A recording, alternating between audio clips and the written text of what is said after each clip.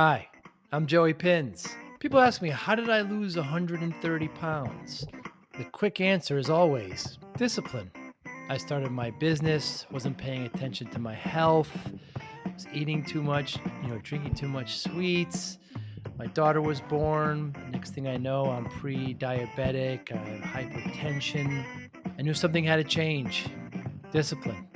I, like many of you, have faced many challenges in your career, in your family, in your life, in your faith. How did you attack them? How did you approach them? How did you solve them, hopefully? It all had to have some degree of discipline.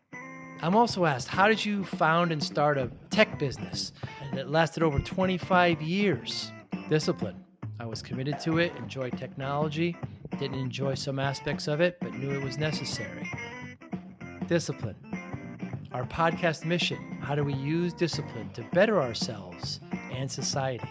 Join me, please, as I talk to interesting people and discuss how they use discipline in their family and their passion and their careers and how it helped them. Our podcast vision: growth through learning from others. Joey Pinz Discipline Conversations. It'll be light and serious. Join us, please. Thank you for consideration. How are you, Tracie? I'm well. It's How are great you? to see you. Great to see you. Here we're here in Orlando at Secure. What are some of your goals this week? Some of my goals this week. Well, my favorite goal at every event is seeing partners. Yeah. That's exciting. I think ConnectWise does a really good job of giving vendors and MSPs a good gathering space, like a common ground. So it's not all, sales pitches and what's new in the industry. It's kind of meeting in the middle.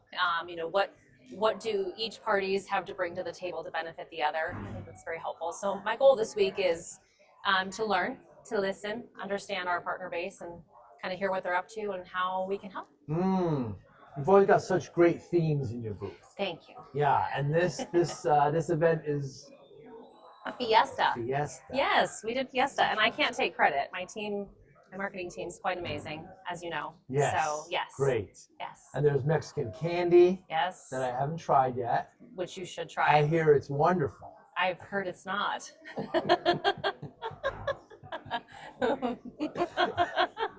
Piñatas. Yes, piñatas. Yes. It's always a great theme. Thank you. I thought it was fun. Well, we're throwing a party, a fiesta. Yes. So BSN, we do training best in the channel. Yes, you best. know this. Our MSP partners know this. But we're releasing AI training this event. So it's a really exciting. You asked our goals. That's an additional goal.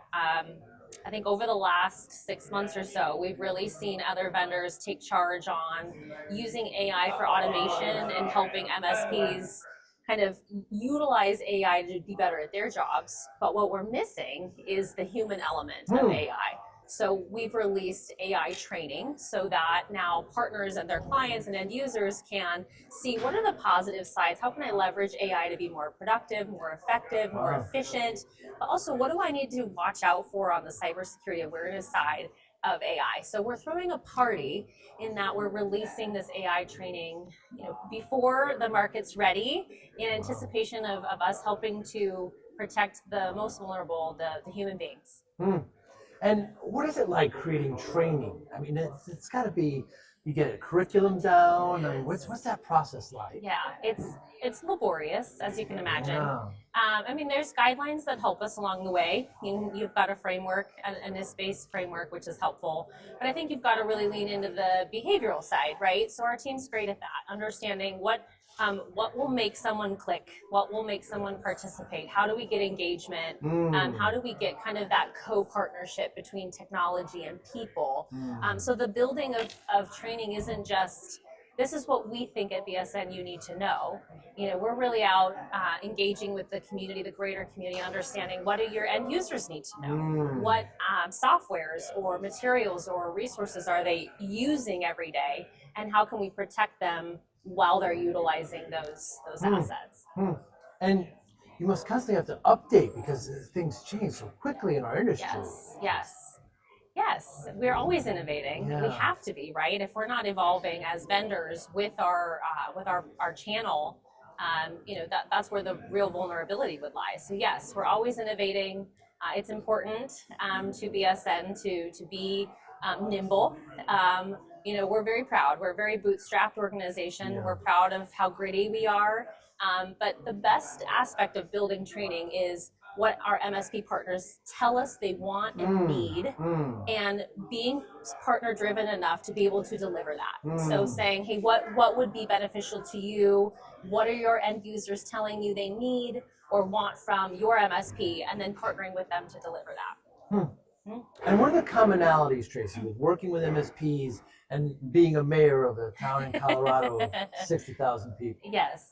That's actually probably my favorite correlation is community building. That's what I love the most about being a public servant, is seeing, how I can better serve. Are there demographics that are underserved? Are there demographics that say my life, my quality of life, or even my quality of my MSP could be improved if this were to happen, or if someone were to hear me out on this component? And I love being a part of connecting that process and delivering a solution. There's always going to be people that are upset with you, people that are happy with you, no matter what you do. How do you deal with that? Grace. I have a decent amount of grace and patience. Yes. My mentor used to tell me if 50% of the people love you, that means 50% of the people don't. Right.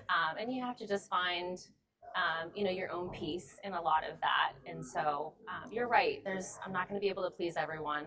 I love leaning into the greater good, though, the kind of more utilitarian view of that. How can I help the greatest amount of people the quickest? And what is your message to MSPs this week here in Orlando at Cybersecurity? My message is I appreciate MSPs taking the time to find that common ground with vendors to say, what's next? What's new? What do I need to be prepared in partnership, in lockstep with a vendor or the greater community or ConnectWise itself? What do I need to do next? What's the next step of being proactive and prepared? Because what's coming down the pike for MSPs is going to continue to change aggressively. I think, transformative AI, for example, isn't something anyone's really prepared for. Right. But the MSPs that are here at this conference and selective conferences to say, hey, I need some help. I need to understand how I can prepare myself. Who's willing to help me? What materials, what tools, what partnerships do I need in my tool chest to do that? I commend them for taking that step, because I think that's the first aspect to their success. And what's next at BSN? What's down the road? What's on the pike for BSN? Oh gosh, well, AI is a big aspect of our release. We prior to our AI training, we released productivity training. So that's Microsoft training. What we realize is security awareness training isn't the most sexy thing to talk about as an MSP. And it could very well be a commodity. And so what we're hoping for is to help MSPs with engagement. How do you get end users to take the time to take training, whether it's 2 to 3 minutes a week or 30 seconds a day? How do you get them more engaged? So our roadmap is all dedicated to that. How do we get end users engaged in productivity training? How do we get them engaged in AI training? And then whatever is coming down the roadmap on training aspects is, how do we put humans first? How do we make sure we're not just adapting in technology, we're adapting in behavioral health to make sure the humans are well protected, well secure, and thought of along the way. It is interesting, Tracie, because I talk to MSPs, they think about security, and they're always thinking tools, and Yes. But training is real essential as well, because I don't know what the statistics are, but oftentimes users are letting people in through email, etc. Right. And they just need to better understand. They do. And I think there's an important factor to that is being empowering in that too, because you're right, 95% of all breaches and hacks and attacks are caused by human error. Wow. But knowing that, if we shame that end user, what will happen is they'll turtle. They'll kind of go into their shell and say, I'm not going to let my MSP know that I clicked on something that I shouldn't have. I'm not going to tell my organization I was the vulnerable asset and kind of let everybody with the keys to the kingdom. What we need to do is empower them to say, if you take your training, if you engage in an aspect of awareness every day or as often as you can, you will be well prepared when that attack happens to you. You will see the suspiciousness in the email. You will understand the risk of having credentials on the dark web. You will know what to do because you took your training and you're engaged in that proactive process. How can MSPs better engage with vendors and partners like yourself? Better engage. Yeah. I mean, I think being open-minded, is very helpful. I think, that's one of the things that I think ConnectWise does really well is having that ecosystem to say it's not, one vendor over another. It's not this one wins all the time and this other one's just struggling to survive. I think it's important if you have security awareness training, I'm already proud of you, whether it's Bridge Secure Now or someone else, because I want you to prioritize as an MSP the value of putting humans first. So having the kind of opportunity to have that ecosystem to say, whoever it is, obviously we want you to have the one that works best for your organization, for your MSP.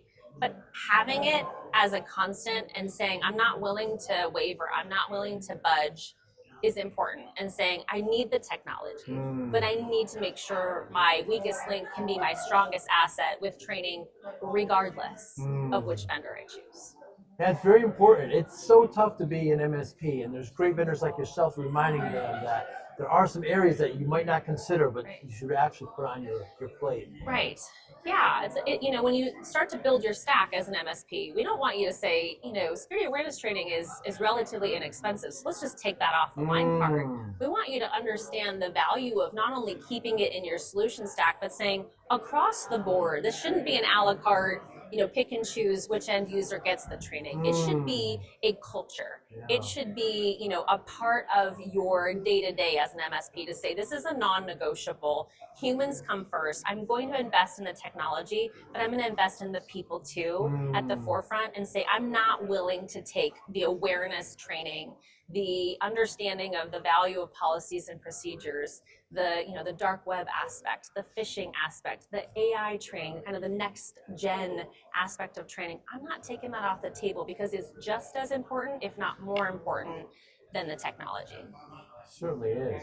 So Tracie, other than being mayor, what's another interesting fact about you that people would be surprised about?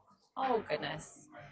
Interesting. I'm very boring. I'm not an interesting human being. I'm a country girl. I'm from Montana. So I spent my life growing up on a ranch, on a farm. So I love that lifestyle. I hope to get back to it at some point. I have 3 kids and they're very active. So I want to kind of get them back to Montana at some point and kind of live that off the grid lifestyle. I really appreciate that. I did a rodeo when I was younger. Did you really? Yes, that's a big part of my life. I love basketball. I'm a basketball mom. I love sports. I love wine, champagne, the good life. Sounds great. Yeah, I told you I'm not very interesting. You're extremely interesting. Thanks so much for your time today. Yes, Have a great show. Joe. Thank you. You too. You well. Yeah.